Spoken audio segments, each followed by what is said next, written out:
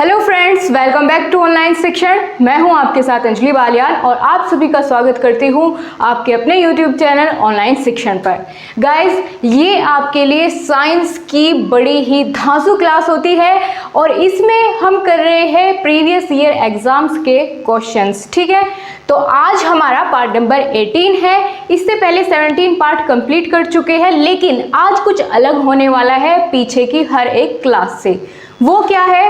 वो ये है कि हम अब तक मिक्स क्वेश्चन करते हुए आ रहे थे, लेकिन अब क्या किया है, आज मैंने टॉपिक उठाया है विटामिन्स का।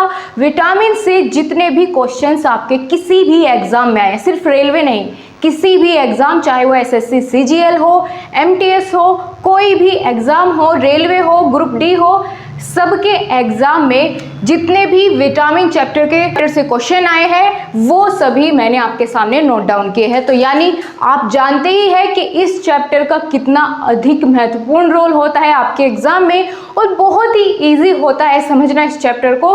तो शुरुआत यहीं से करेंगे, ठीक है? लास्ट तक देखिएगा, आपको बहुत मजा आने वाला है। एक से बढ़ के एक क्वेश्चन है सारे, ठीक है दोस्तों? तो चलिए तैयार हो जाइए, बिना किसी टाइम को वेस्ट किए शुरुआत करते हैं अपनी आज की क्लास की। दोस्तों, ये विटामिन से संबंधित ही सारे क्वेश्चन हैं, यानी विटामिन चैप्टर के जितने भी क्वेश्चन आपके एग्जाम में पूछे गए हैं वो सभी आपके सामने नोट डाउन किए हुए हैं। आपको किसी भी क्वेश्चन का आंसर पता है तो कमेंट बॉक्स में फटाफट से टाइप करिएगा, नहीं तो मैं आपको बताऊंगी। चलिए सबसे पहले देखते हैं क्या पूछा गया है कि छिली हुई सब्जी को धोने से कौन सा विटामिन निकल जाता है। बहुत इंपॉर्टेंट क्वेश्चन है और कई बार पूछा जा चुका है रेलवे में। तो दोस्तों बहुत ध्यान से सुनिएगा कि जो छिली हुई सब्जियां होती है, अगर सब्जियों को छीलने के बाद धोते हैं तो कौन सा विटामिन है जो उनसे निकल जाता है। तो दोस्तों उस विटामिन का नाम है विटामिन सी। ठीक है, विटामिन सी ऐसा विटामिन है जो कि अगर सब्जियों को छील कर हम धोते हैं तो विटामिन निकल जाता है। अब आपसे एक क्वेश्चन और यहाँ से एक और बन सकता है कि विटामिन सी का रासायनिक नाम बताइए। तो वो भी साथ साथ हम रिलेट करते हुए चलेंगे जिससे जो भी क्वेश्चन बनेगा। ठीक है दोस्तों, तो रासायनिक नाम देखते हैं क्या होता है। रासायनिक नाम क्या होता है किसका? विटामिन सी का। तो दोस्तों इसका नाम होता है एस्कॉर्बिक एसिड। एस्कॉर्बिक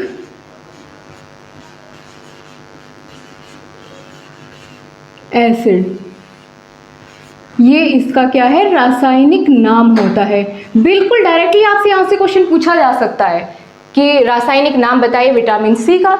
ठीक है, और चलते हैं, आगे बढ़ते हैं। नेक्स्ट क्वेश्चन है बहुत ही बेहतरीन क्वेश्चन।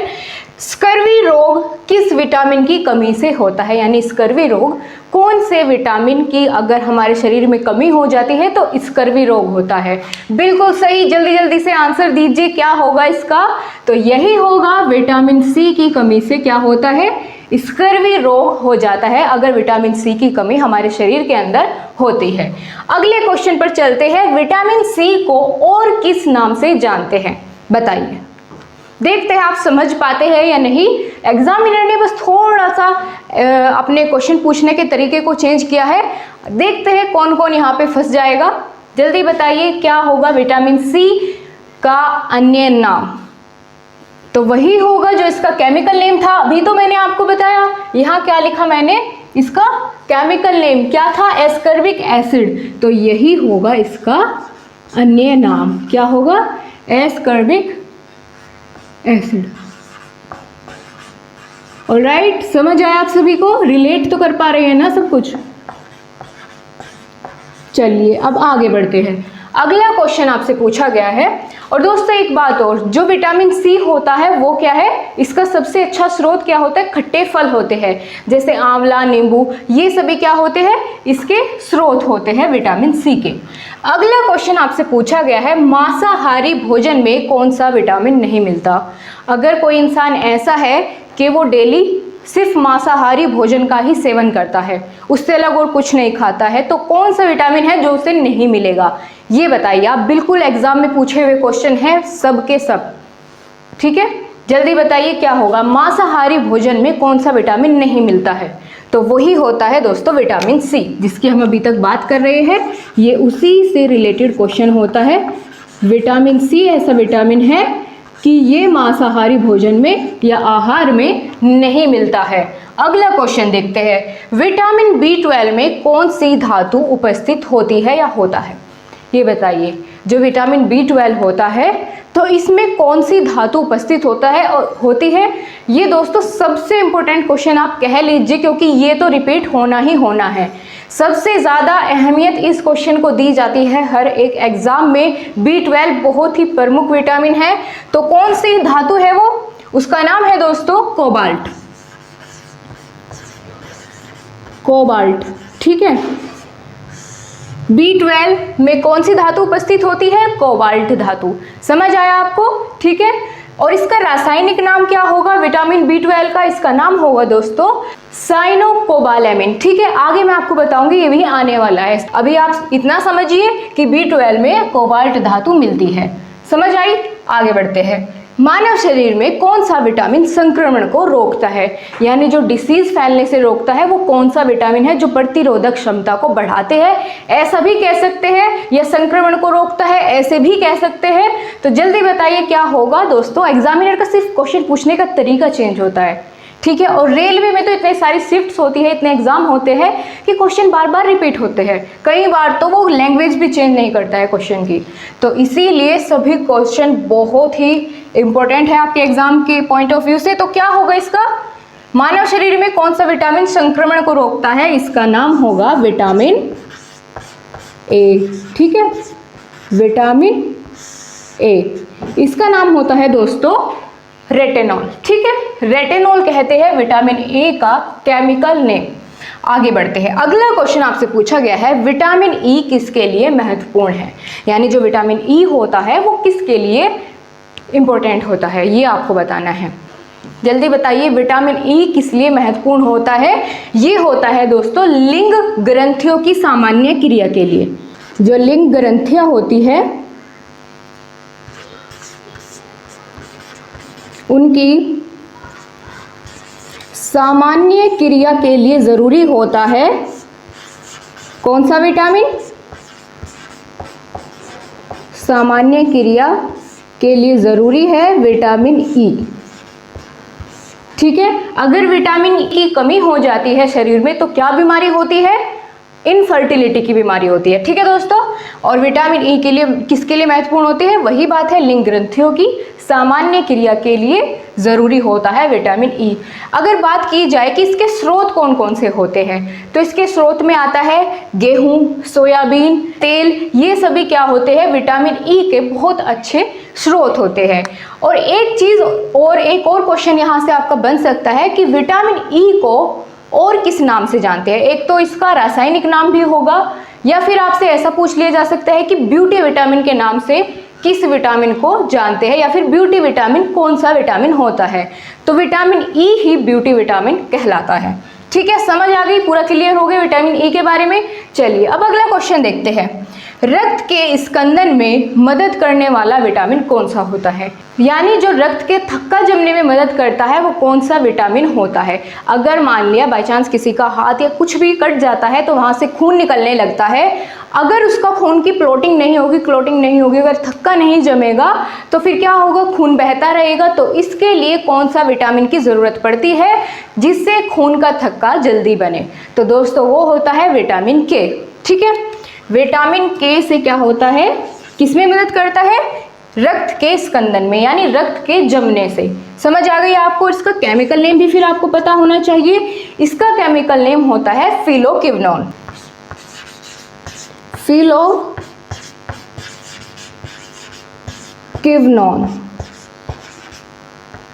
फिलोक्विनोन, ऑलराइट, यहाँ आप देख सकते हैं फिलोक्विनोन।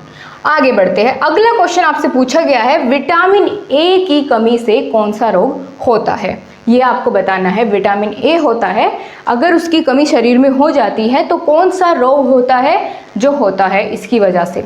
तो ये होता है रतौंधी, यानी नाइट ब्लाइंडनेस। उसे रात में दिखना बहुत कम हो जाता है या बंद हो जाता है, जिसके अंदर विटामिन ए की कमी होती है, ठीक है दोस्तों। रतौंधी बीमारी उसको हो जाती है। और विटामिन ए का अगर बात करें सबसे अच्छा स्रोत कौन सा है, तो वो मैं आपको अभी नहीं बताऊंगी क्योंकि ये क्वेश्चन आपके एग्जाम में पूछा जा चुका है। दोस्तों इनसे होने विटामिन कौन कौन से है, कौन से किस में घुलनशील है, यानी वाटर में सोल्यूबल है या फिर फैट में सोल्यूबल है, और विटामिन के रासायनिक नाम क्या है, इनके स्रोत कौन कौन से होते हैं, इनसे होने वाली बीमारी, ये 5 चीज़ें होती है इस चैप्टर में जो आपको याद रखनी होती है। इससे अलग कुछ नहीं, इससे बाहर कुछ नहीं। और इसी से सबसे फेवरेट क्वेश्चन तो ये रेलवे का होता है, ये चैप्टर, यहाँ से क्वेश्चन बनते ही बनते हैं। तो चलिए क्या पूछा है अगला क्वेश्चन, विटामिन ए का सर्वोत्तम स्रोत कौन सा होता है। अब बताइए आप इसका आंसर, सर्वोत्तम स्रोत कौन सा होता है विटामिन ए का, तो ये होता है गाजर। ठीक है, गाजर लाल होती है तो खून बनने में सबसे ज़्यादा कौन मदद करेगी, गाजर। विटामिन ए, गाजर, विटामिन ए का सबसे अच्छा स्रोत होता है गाजर। अगला क्वेश्चन देखते हैं, कौन सा विटामिन प्रतिरक्षा प्रदान करता है, कौन सा विटामिन है जो प्रतिरक्षा या प्रतिरोधक क्षमता को बढ़ाता है, ऐसे भी कह सकते हैं। तो बताइए कौन सा है। अभी मैंने बातों बातों में आपको यहाँ कहीं पर बताया था कौन सा विटामिन है जो प्रतिरोधक क्षमता को बढ़ाता है, तो वो होता है विटामिन ए। ठीक है, विटामिन ए प्रतिरोधक क्षमता को बढ़ाता है। चलिए इधर आ जाते हैं, अगला क्वेश्चन आपसे पूछा गया है, साइट्रिक एसिड मुक्त रूप से किसमें है, यानी कौन सा ऐसा फल या सब्जी होती है जिसमें मुक्त रूप से साइट्रिक एसिड मिलता है, तो उसका नाम है दोस्तों नींबू। नींबू में क्या मिलता है, मुक्त रूप से साइट्रिक एसिड मिलता है। और साइट्रिक एसिड किस में मिलता है, ये मिलता है दोस्तों जितने भी खट्टे फल होते हैं, जैसे नींबू हो गया, संतरा हो गया, ठीक है, इन सभी में क्या मिलता है, साइट्रिक एसिड मिलता है, खट्टे फलों में, सिट्रस। ठीक है, आगे बढ़ते हैं। अगला क्वेश्चन पूछा गया है, बच्चों के अंगों की अस्थियां मुड़ जाती है यदि कमी हो कौन से विटामिन की, तो कौन से विटामिन की कमी के कारण ऐसा होता है कि जो बच्चों की शरीर की हड्डियां होती है वो मुड़ जाती है। ठीक है, ये बताइए आप। तो ऐसा होता है दोस्तों विटामिन डी की कमी के कारण। विटामिन डी की कमी के कारण क्या होता है, जो बच्चों की शरीर की हड्डियां होती है, अस्थियां होती है, वो मुड़ जाती है। और इसका अगर केमिकल नेम आपसे पूछ लेता है एग्जामिनर, तो आपको क्या बताना होगा, विटामिन डी का केमिकल नेम क्या होगा, तो वो होगा कैल्सीफेरॉल। ठीक है, चलिए यहाँ पर मैं आपके लिए नोट कर देती हूँ जिससे आपको ढूंढना नहीं पड़ेगा। कैल्सीफेरॉल ये होता है विटामिन डी का रासायनिक नाम। और एक और चीज़ दोस्तों आपसे यहीं से पूछ सकता है कि वो कौन सा रोग होता है जिसमें बच्चों की जो अस्थियां होती है मुड़ जाती है, यानी इसको हम एक और नाम से जानते हैं, अस्थियों का मुड़ जाना, अंगों की अस्थियों का मुड़ जाना, इसको एक और नाम से जानते हैं। वो क्या नाम है, वो नाम है दोस्तों रिकेटस। ठीक है, रिकेट्स, रिकेट्स, समझ गए आप। रिकेट्स कह ले तो भी बात वही है, अंगों की अस्थियां मुड़ जाना बच्चों की तो भी बात वही है, और अगर कह दे सूखा रोग, ये से हिंदी में कहते हैं, तो भी बात वही है। समझ आ गई आपको, सूखा रोग कह ले या रिकेट्स कह ले या फिर बच्चों की अस्थियां का मुड़ जाना, हड्डियों का मुड़ जाना, बात एक ही होगी, यानी वो आपसे जवाब एक ही चाहता है, वो है विटामिन डी। समझ आ गई आपको। चलिए आगे बढ़ते हैं, किस विटामिन को अपनी सक्रियता के लिए कोबाल्ट की आवश्यकता पड़ती है, देखते हैं कौन सबसे पहले इसका जवाब देगा, क्योंकि ऐसा क्वेश्चन अभी थोड़ी देर पहले मैंने आपको बताया है। तो बताइए कौन से विटामिन को ज़रूरत पड़ती है अपनी सक्रियता के लिए कोबाल्ट धातु की, तो वो अभी मैंने आपको बताया था, उसका नाम है दोस्तों B12। ठीक है, B12 को ज़रूरत पड़ती है अपनी सक्रियता के लिए कोबाल्ट धातु की। अब B12 का केमिकल नेम मैंने आपको यहाँ सिर्फ बताया था, कहाँ है ये क्वेश्चन, ये रहा, यहाँ सिर्फ मैंने बताया था, यहाँ पर मैं आपके सामने नोट डाउन कर देती हूँ जिससे आपको ठीक है समझने में कोई प्रॉब्लम नहीं होगी। तो इसका नाम था दोस्तों B12 का क्या है रासायनिक नाम, साइनोकोबामेलिन।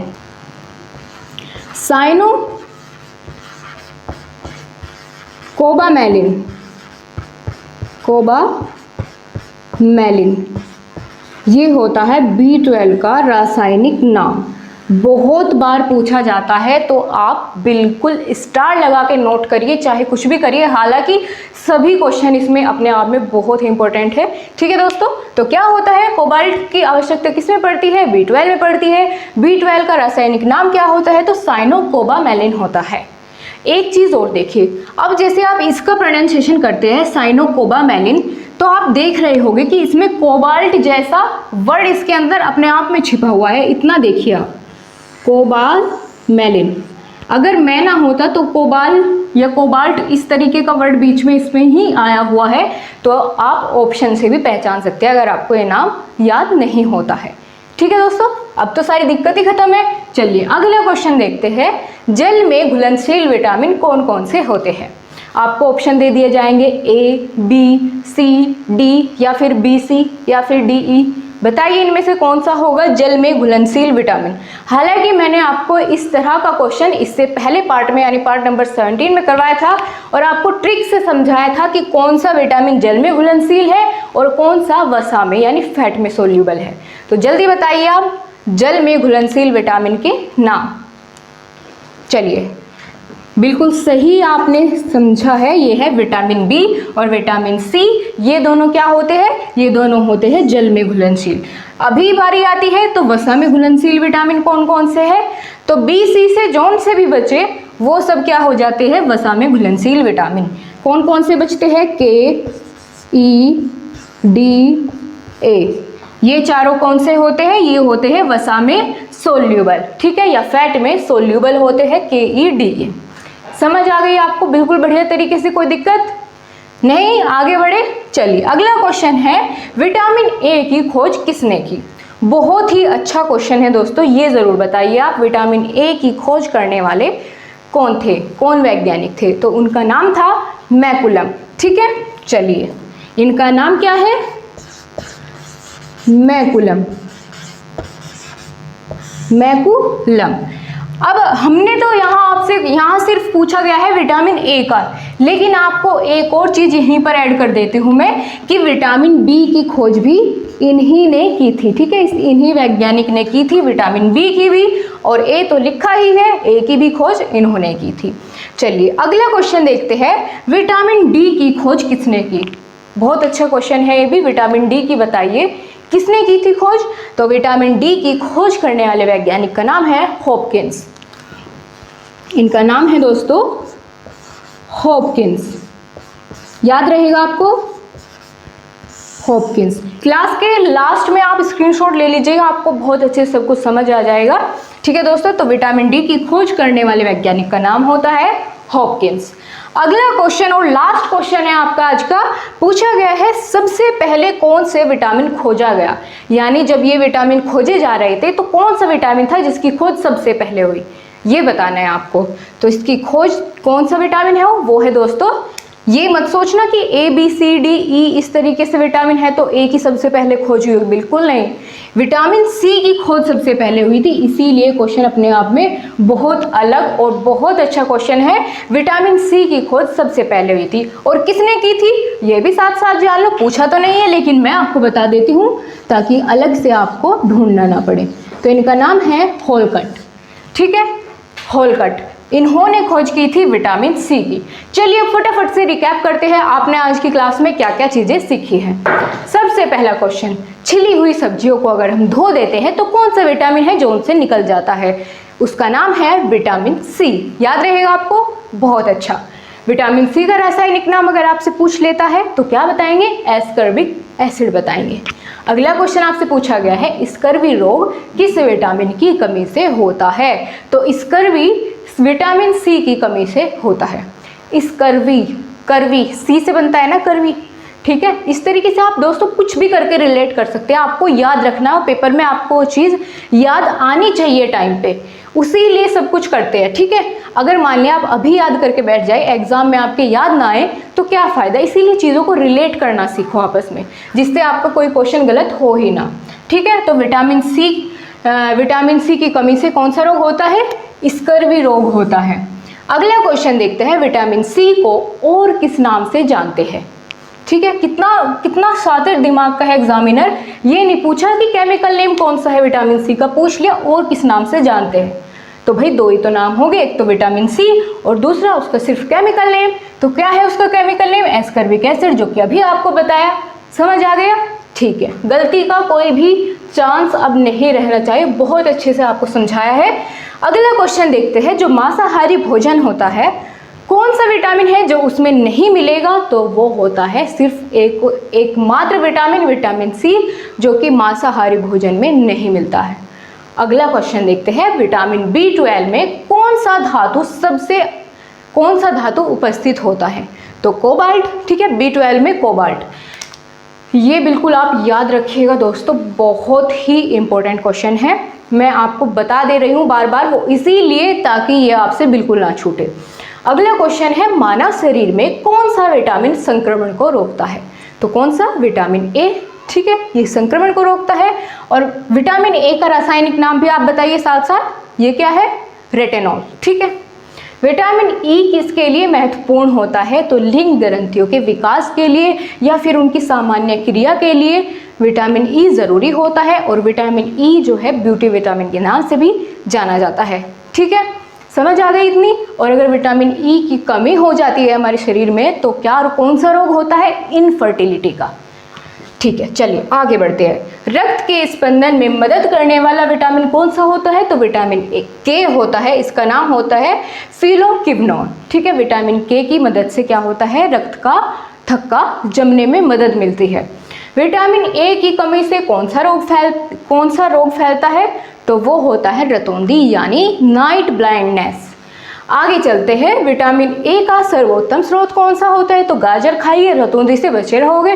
ठीक है, कौन सा विटामिन प्रतिरक्षा प्रदान करता है यानी प्रतिरोधक क्षमता को बढ़ाता है? ऐसे भी आप बोल सकते हैं। तो विटामिन ए ही होता है, क्योंकि यहाँ पर आपको बताया था संक्रमण से बचाएगा। तो क्या करेगा, कैसे बचाएगा? जब प्रतिरोधक क्षमता हमारी बढ़ेगी। तो ऐसे भी आप इसको आपस में रिलेट करके पढ़ सकते हैं। आगे देखते हैं, साइट्रिक एसिड मुक्त रूप से किसमें मिलता है? तो नींबू में मिलता है। और बच्चों की अंगों की अगर अस्थियां मुड़ जाती है तो वो कौन से विटामिन की कमी से होता है? ये होता है विटामिन डी की कमी से। और विटामिन डी का रासायनिक नाम आपको अभी बताया, कैल्सीफेरॉल। ठीक है, और अस्थियों का मुड़ जाना या फिर विटामिन डी की कमी से कौन सा रोग होता है?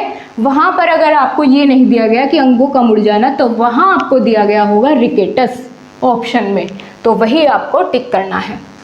अगला क्वेश्चन देखते हैं, किस विटामिन को अपनी सक्रियता के लिए कोबाल्ट की आवश्यकता पड़ती है? तो कोबाल्ट जहां आया तो आप समझ लीजिएगा कि विटामिन B12 की बात हो रही है। समझ आ गया? और विटामिन B12 का रासायनिक नाम क्या था? साइनोकोबामेलिन। साइनोकोबामेलिन। ठीक है, कोबाल्ट जैसा प्रोनाउंसिएशन इसके बीच में कुछ होता है, तो रिलेट कर सकते हैं। आगे बढ़ते हैं, जल में घुलनशील विटामिन कौन कौन से होते हैं? तो दो विटामिन है जो जल में घुलनशील है, विटामिन बी और विटामिन सी। अगला क्वेश्चन देखते हैं, वसा में घुलनशील यानी जो बी सी से अलग बचेंगे वो सब कौन से हो गए? वसा में घुलनशील। तो कौन से बचते हैं? KEDA, कीड़ा करके समझ लीजिए। ठीक है, अगला क्वेश्चन देखते हैं, विटामिन ए की खोज करने वाले वैज्ञानिक का क्या नाम था? तो उसका नाम था मैकुलम। ठीक है, और विटामिन बी की खोज भी मैकुलम ने ही की थी। ठीक है दोस्तों, अगला क्वेश्चन आपसे पूछा गया है, विटामिन डी की खोज किसने की? तो हॉपकिंस नाम के वैज्ञानिक ने विटामिन डी की खोज करते हैं। और सबसे पहले कौन सा विटामिन खोजा जाता है? तो वो है दोस्तों विटामिन सी। और विटामिन सी की खोज किसने की थी? उनका नाम है होलकट। तो कैसी लगी आपको आज की क्लास? ज़रूर बताइए कमेंट बॉक्स में। क्या आपको सभी चीज़ें समझ आई? क्वेश्चंस कैसे लगे? आप कितना इनका जवाब दे पाए? तो जल्दी से कमेंट बॉक्स में टाइप करिए अपना जो भी आप इसके बारे में सोचते हैं। तो चलिए दोस्तों, आपसे फिर से मुलाकात होगी और लाइक करिए ज़रूर वीडियो को अगर आपको अच्छी लगी है तो। Bye bye, take care.